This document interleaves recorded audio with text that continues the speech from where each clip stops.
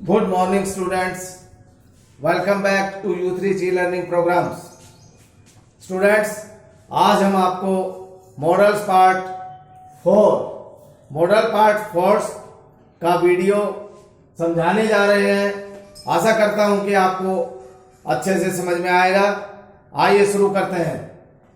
तो model part 4 में आज हम आपको नीड, डेयर, यूज टू और मस्ट इन मॉडल्स के बारे में बताएंगे कि भाई नीड कहां पर प्रयोग होता है, डेयर कहां प्रयोग होता है, यूज टू का प्रयोग हम कहां पे करते हैं और मस्ट का प्रयोग हम कहां पर करते हैं। तो ये नीड, डेयर, यूज टू और मस्ट ये 4 मॉडल्स आज हम आपको समझाने जा रहे हैं। तो देखिए, नीड का मतलब होता है बच्चों आवश्यकता। नीड का मतलब है आवश्यकता, लेकिन इसका प्रयोग वहां पर होता है जहां पर कोई काम करने की आवश्यकता ना हो। अब नीड का मतलब तो है आवश्यकता, लेकिन इसका प्रयोग वहां होगा जहां किसी कार्य को करने की आवश्यकता ना हो। तो देखिए कैसे, यू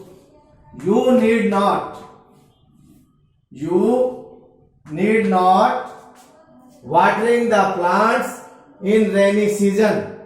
वर्षा के मौसम में पौधों को पानी देने की आवश्यकता नहीं। अब देखिए बच्चों, यू नीड नॉट, नीड के साथ हमेशा नॉट का प्रयोग होगा। You need not watering the plants in rainy season. अब देखिए अगला डेयर। डेयर का मतलब होता है बच्चों साहस। डेयर का मतलब होता है साहस, लेकिन डेयर का प्रयोग हम वहां पर करेंगे जहां पर हमें किसी काम करने का साहस ना हो। डेयर का मतलब होता है साहस, लेकिन इसका प्रयोग वहां होगा जहां हम किसी कार्य को करने का साहस ना जुटा पाए, या जहां कोई कार्य कर रहे हैं वहां जाने की हिम्मत ना हो। तो इस तरह के सेंटेंसेस में हम डेयर का प्रयोग करते हैं जहां पर किसी कार्य को करने का साहस ना हो। तो देखिए, डेयर साहस। एग्जाम्पल देखिए, I dare not enter the principal office. मैं प्रिंसिपल के ऑफिस में जाने का साहस नहीं कर पा रहा हूं। आई डेयर नॉट, जिस तरह से नीड के साथ नॉट था, तो डेयर के साथ भी नॉट का प्रयोग होता है। I dare not enter the principal office. और देखिए, how dare you touch me. How dare you touch me, तुम्हारी हिम्मत कैसे हुई मुझे छूने की, तुम्हारा साहस कैसे हुआ। तो यहां पर भी हम डेयर का प्रयोग करते हैं। अगला है बच्चों यूज टू। यूज टू का मतलब होता है हुआ करता था, यानी कि भूतकाल में किसी वस्तु का अस्तित्व बताने के लिए हम यूज टू का प्रयोग करते हैं। तो देखिए example, there use to be an old temple at this corner. There use to, यहां पर यूज टू आया क्योंकि ये जो टेम्पल है उसके अस्तित्व के बारे में बात कर रहा है। There use to be an temple at this corner. कभी यहां पर एक पुराना मंदिर हुआ करता था, यानी कि भविष्य में किसी वस्तु का अस्तित्व बता रहा है कि भाई there use to be an temple, there use to be an old temple at this corner, कि कभी यहां पर एक बहुत पुराना मंदिर हुआ करता था। तो अब नहीं है, पहले हुआ करता था। तो भूतकाल में किसी वस्तु का अस्तित्व बताने के लिए हम यूज टू का प्रयोग करेंगे। There use to be an old temple at this corner. इसी प्रकार यूज टू का प्रयोग अगले सेंटेंस में देखिए, he used to smoke before his marriage। अपनी शादी से पहले वह स्मोक करता था लेकिन अब नहीं करता। तो ये भूतकाल में किसी वस्तु का अस्तित्व बताने के लिए हम यूज टू का प्रयोग करते हैं। तो देखिए, he used to smoke before his marriage. तो यहां भी बच्चों यूज टू का प्रयोग हुआ क्योंकि शादी से पहले वो स्मोक करता था लेकिन अब नहीं करता। तो ये भूतकाल में किसी बात का अस्तित्व को बता रहा है, इसलिए यहां पर यूज टू का प्रयोग होगा। अब देखिए बच्चों, ought to। ought to का मतलब भी चाहिए होता है और must का मतलब भी चाहिए होता है। अब हमें ये देखना भाई ought to कहां लगाए और must कहां पर लगाए। तो बच्चों, you ought to help your father। तुम्हें अपने पिता की हेल्प करनी चाहिए।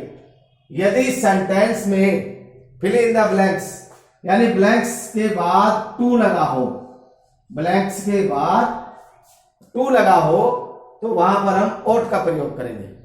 ought to help your father, you ought to help your father। तो यहां पर खाली स्थान से बाद में टू लगा है, इसलिए हमने यहां पर ought का प्रयोग किया। जब भी ब्लैंक्स के बाद टू लगा हो तो उससे पहले हम मॉडल ought का प्रयोग करते हैं। अब बच्चों, मस्ट। मस्ट का मतलब होता है चाहिए। मस्ट का मतलब चाहिए। जब हम किसी रूल को, किसी नियम को, किसी बात को मानने के लिए मजबूर हो जाएं कि भाई हमारी मजबूरी है, अब तो हमें ये काम करना ही पड़ेगा, तो उस कंडीशन के अंदर हम मस्ट का प्रयोग करते हैं। देखिए, जैसे example first, you must follow the rule of roads. You must follow the rule of road. आपको सड़क के नियमों का पालन करना चाहिए। अब बच्चों, हमारी मजबूरी है, यदि हम सड़क के नियमों का पालन नहीं करेंगे तो उसका नुकसान होगा। क्या नुकसान होगा? हमारा चालान कट सकता है, हमारा जो ट्रैफिक है, कार है, बस है, मोटरसाइकिल है, वो बंद हो सकता है, चालान कट सकता है। तो ऐसी कंडीशन के अंदर हम क्या करें कि भाई हम किसी बात को मानने के लिए मजबूर हो जाए, तो वहां पर हम मस्ट का प्रयोग करते हैं। You must follow the rule of roads. तो बच्चों, जहां पर रूल की बात आए, नियम की बात आए, वहां पर हम मस्ट का प्रयोग करते हैं। You must follow the rule of roads. हमें यातायात के नियमों का पालन करना चाहिए, और यदि नहीं करेंगे तो फिर हमारा चालान होगा। तो देखिए, number 2 example, you must pay your tax. You must pay your tax. यहां भी बच्चों हम मजबूर हैं। कैसे? You must pay your tax. आपको अपना टैक्स भरना चाहिए, और यदि हम टैक्स नहीं भरेंगे तो हमारे खिलाफ मुकदमा दर्ज होगा और हमें जेल भी हो सकती है। तो हमारी मजबूरी है कहीं ना कहीं कि भाई हमें अपना टैक्स पे करना चाहिए, और करते भी हैं। नहीं करेंगे तो हमें सजा होगी, कानून हमें दंड देगा। तो हमारी कहीं ना कहीं मजबूरी है।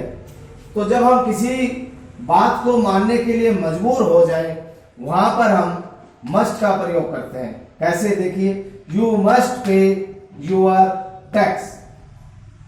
आपको अपना टैक्स पे करना चाहिए। अगला है, you must help your father at any cost.